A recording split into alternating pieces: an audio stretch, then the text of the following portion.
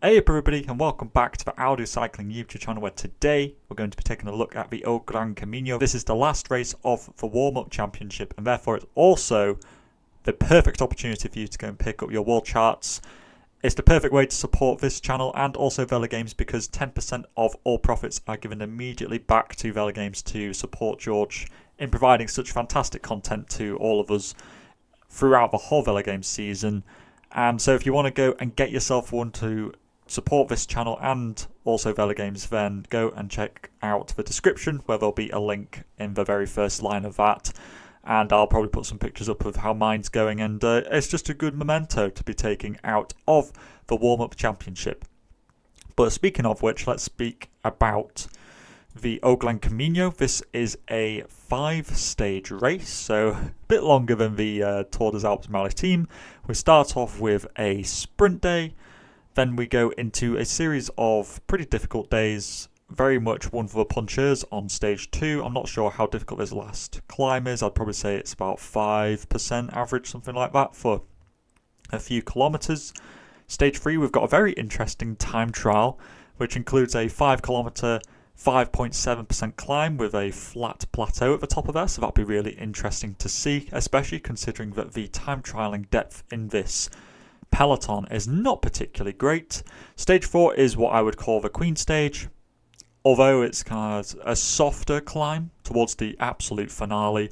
It's preceded by a Category 1 climb, which includes a 2.6 kilometre section at almost 10%, so really this will be the main GC decider, alongside the time trial, of course, which is 16 kilometres long. And then stage 5, we do a loop, which includes some gravel sectors up to the line, but it should probably just again be one for the GC contenders. Speaking of which, let's go take a look at Velogames. We have Magnus Cort Nielsen, Derek G and Mauri van Zevenont all at 20 credits. I think that all of these are good choices. They all serve their own strengths. I think that Cort Nielsen is obviously the sprinting threat. I think he will be sprinting for realistically stage 1 for sure. Stage 2 I think suits him. He's also a decent time trialist, so maybe he can do something on stage 3. But I think stages 4 and 5, he'll be supporting his other climbers in the race, because I just think those stages are perhaps a little bit too hard for Maggie. Derek G, I would say, is one of the favourites for the general classification. I think that he could win that time trial. I'd say he's probably borderline, alongside maybe Nelson Oliveira, the best time trialist in this race. So I think that Derek G is a big candidate to be finishing on the podium at least, I would say. So Derek G is a very safe one to be putting onto your team. Mauri van Zevenont, again, I think that he is a favourite to be winning this race alongside Derek G, and maybe like Cepeda as well. I think that those three are the big favourites for GC. Van Zevenont obviously will suffer in the time trial compared to Derek G, but is a better, purer climber, so perhaps could do better on that stage 4, especially on the longer steep section. So I think Van Zevenont is good, although he wasn't that great in the Tour of Oman, but hopefully he's bounced back from that and he should be doing pretty well here. Cepeda I think has been looking very good this year. The Volta Comunitat Valenciana, he finished inside the top 10. It's also worth noting that Guerreiro isn't in the race anymore, so therefore Cepeda would be the out-and-out leader I would expect from Movistar. So I think that Cepeda is also very good. Like I said, Guerreiro isn't here. Pigonzoli, yeah, he's also a good choice. He should be finishing inside at least the top 10. Like, at least. More realistically, a top 5. But again, he will suffer because of the time trial. So whether you want to go with him or Cepeda, on balance, I would go with Cepeda. I think he's got a bit of a better sprint, so maybe on some of those punchier finishes he could snag some more points than Pigonzoli, but it's very close between them. Hayter isn't in this race anymore, so therefore we don't need to worry too much about that anymore.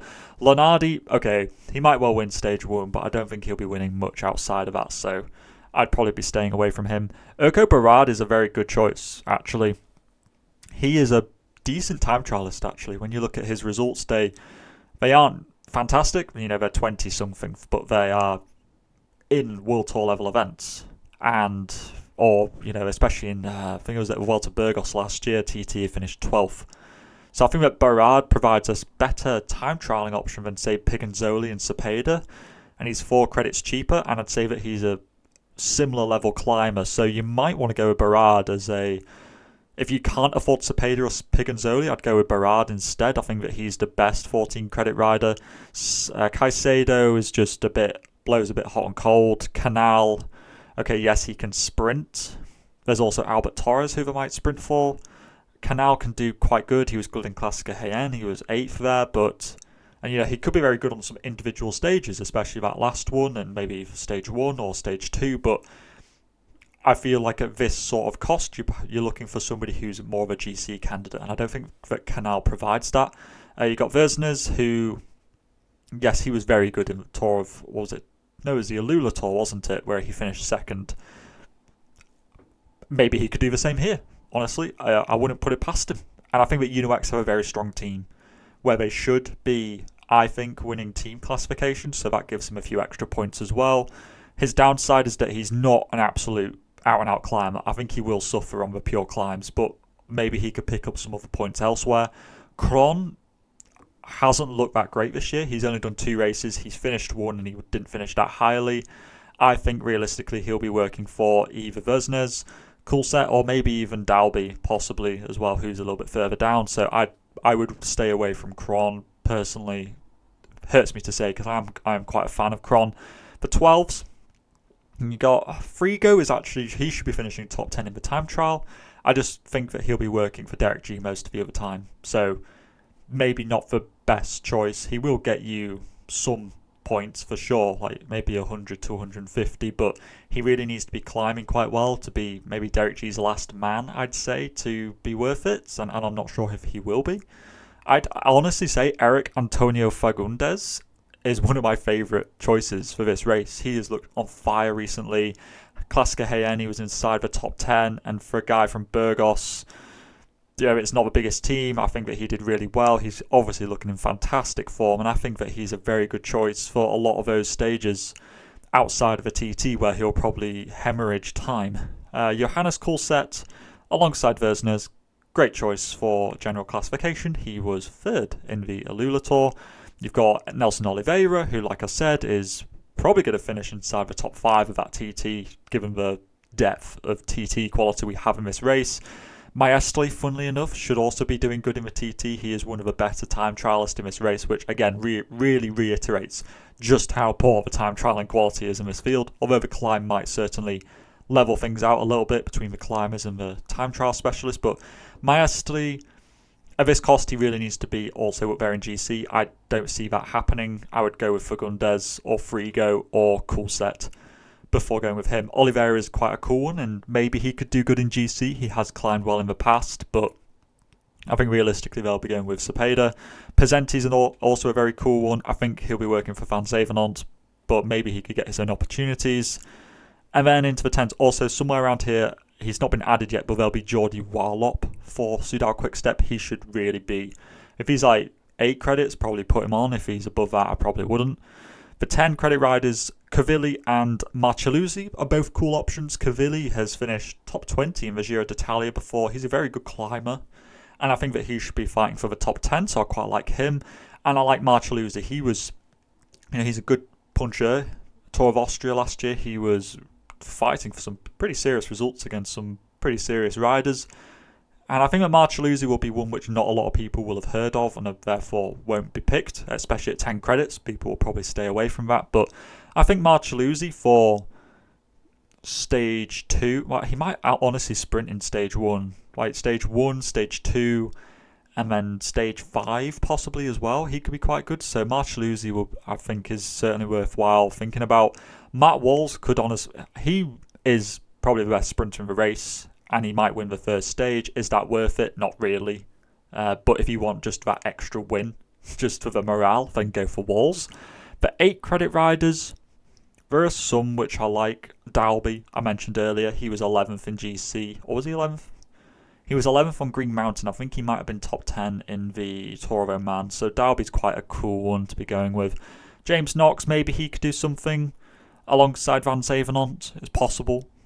Might not be likely, but it's possible. Mauricio Moreira, known for smashing the Volta Portugal, possibly could do something in this race. He never does that well outside of Portuguese races. but maybe this could, be the one which books the trend. I would honestly say Remy Rojas is a great pick.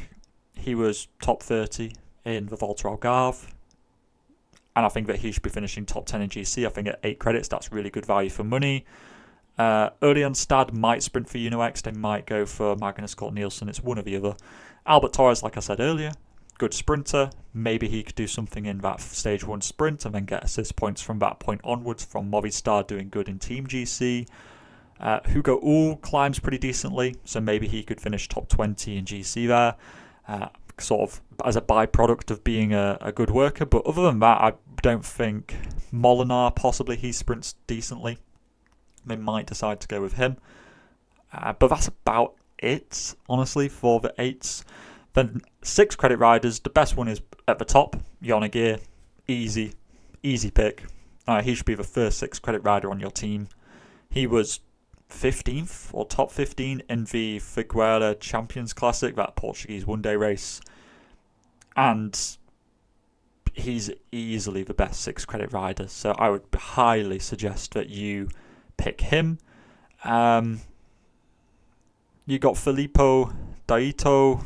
He's a sprinter for Petrolike, so possibly he gets used some points on that first stage. You got the 2 Israel Premier Tech riders of Daniel Lima and Paul Marti. Lima was like 25th in the under 23 World Champs last year. Marti was just about 27th, I think, in the Classica Jaén just the other day, and that was for riding whilst he was riding for the Spanish national team, so maybe with some more support he might get a bit higher up in GC. But again, he might just be a domestique. I'm really clutching at straws here. You could go for Lurland just because of the assist points on UnoX. That would honestly get you 50 to 60 assist points possibly, so he might be worthwhile going with. Joao Matisse has really ripped up, what was it, 2023 in the Volta Portugal? He really ripped up that race, so you might decide to go with him. Pedrero could be a good one too. He blows very hot and cold. He every year has about 1 or 2 races where he does well in. Maybe this could be that one. But he is a good climber. He's climbed very well in the past, and maybe this could be another one where he does pretty well. And then you have Francisco João Peñuela. He's a sprinter as well for Caio Rural, but it'll be him or Molinar. I'm not too sure. And honestly, I think that is it for the 6 credit riders. The 4 credit riders, again, you don't have a lot to go at, and I tell you, I have actually looked through every single one of these, I promise you. I was supposed to be doing work today and I didn't. I was looking at 4 credit riders to try and see if there's anybody. My one little nugget could be Raul Rota. He's probably the fastest sprinter that Radio Popular has, and he might come top 10 on that first stage, and that's about it. You could also go for Trueba. I think he was about 30th in the Classica Jaén, so he might climb to a top 30 in GC in this race, but I know that's not worth a lot. You could also go for Sevranks, just for the assist points on Soudal Quickstep, who might finish top 5 in Team GC, and maybe get assist points on Van Zevenont, doing okay in some stages and being up there in the top 3 of GC. That's pretty much all I have to offer you. The other ones, just you're really looking at people who might randomly go in a breakaway. So Killian O'Brien is actually the Irish hill climbing champion, if that's your kind of cup of tea, but the 4 credit riders don't have much to offer, I'm sorry to say. This is my team at the moment. I have Derek G, Jefferson Cepeda, Mario Van Zevenont, Remy Rojas, Eric Antonio Fagundes, Simon Dalby, Aguirre, Sevranks, and Raul Rota. I quite like it. I pretty much have what I think could be the podium in Derek G, Cepeda, and Van Zevenont.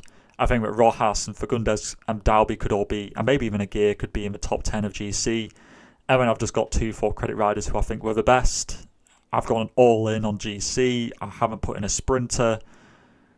And I think that might be the better way to go, is just to go with lots of climbers. But I could change this around. I could go with Cort Nielsen if I thought he was going to do better than, say, Van Zevenont. I could go with Berard and then use those points to upgrade Dalby up to a 14 credit rider in Sversnes, or I could put, you know, a 4 up to a 10 in, say, Marcelluzzi. Those are sort of the two teams which I'm between, but let me know what you're thinking in the comment sections down below. I want to hear who you're planning on putting on your teams, because fortunately, I'm going to be able to get this video out not just the night before the race starts, but also kind of a day in advance, so I'll be able to respond to your guys' teams. And be sure to go check out the Wallcharts if you haven't gone and picked one up already. And all that is left to say is to stay safe out there, and I will see you in either the Stage Race Championship or for the Super Classico. Salut!